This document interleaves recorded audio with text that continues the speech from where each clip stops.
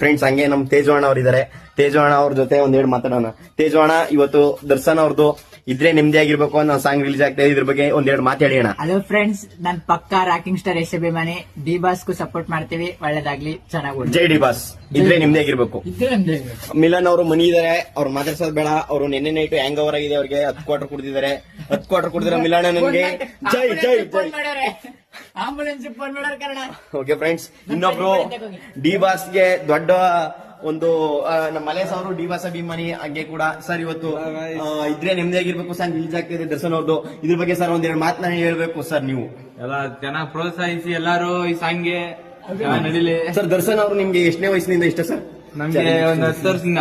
10 ವರ್ಷದಿಂದ ಇವರು ದರ್ಶನ್ ಇಷ್ಟಪಡ್ತಾರೆ. ಸುಂಟರಗಾಳಿ ಫಿಲಂ ಆ ಸುಂಟರಗಾಳಿ ಫಿಲಂ ನಿಂದ ಅವರು ಸುಂಟರಗಾಳಿ ಸಾಂಗ್ ಅಂದ್ರೆ ಅವ್ರಿಗೆ ತುಂಬಾ ಇಷ್ಟ ಫ್ರೆಂಡ್ಸ್. ಹೇಳಿದೆ ಅವರೇ ಫಸ್ಟ್ನೇ ಒಬ್ರು ಕಂಟೆಸ್ಟೆಂಟ್ ಫ್ರೆಂಡ್ಸ್.